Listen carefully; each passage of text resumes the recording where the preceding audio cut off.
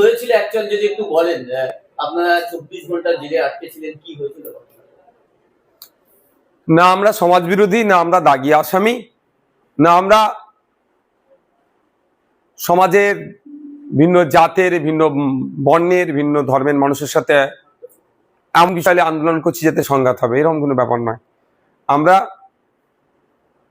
আমাদের দেশের সংবিধানের পূর্ণ মর্যাদা দিয়ে একজন দেশবাসী হিসাবে, দায়িত্বশীল নাগরিক হিসাবে আমরা কলকাতাতে ওয়াকফ সংশোধনী আইন 2026কে 2025কে বাতিল করার জন্য যেভাবে ফেক ST/SC সার্টিফিকেটের রমরমা হয়ে যাচ্ছে, আপনারা শুনলে অবাক হবেন। সারা পশ্চিমবাংলায় মনে হয় 1 কোটি SC সমাজের মানুষ আছে কি জানা নাই, কিন্তু 1.5 কোটি SC সার্টিফিকেট প্রোভাইড অলরেডি হয়ে গেছে। অর্থাৎ যারা নন ST তারাও ST সার্টিফিকেট নিয়ে ST কোটায় যে সুবিধাগুলো আছে সেগুলোকে ভোগ করছে। এটা তো অনৈতিক।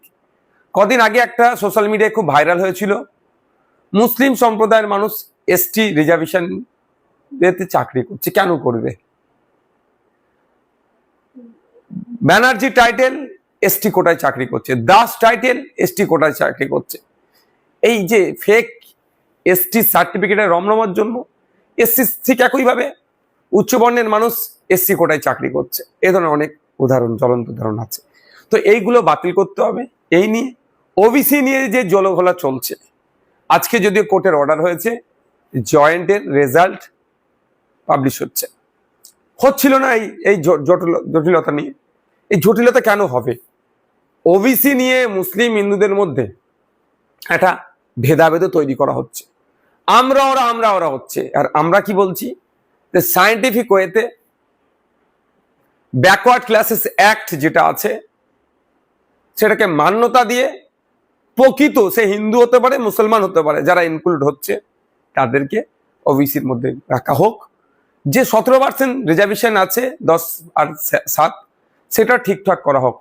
রাজ্য সরকার নতুন যে OBC লিস্ট বার করেছে, চরম অন্যায় কাজ করেছে।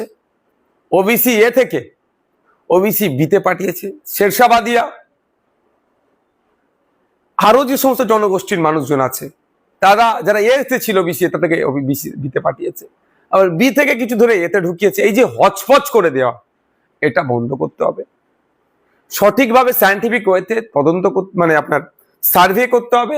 ওই 10টা বাড়িতে গিয়ে স্যাম্পল সার্ভে করলো আর ঘোষণা করে দিলে তো এটা নয়। এখানে মূল স্রোতে আসার বিষয় আছে।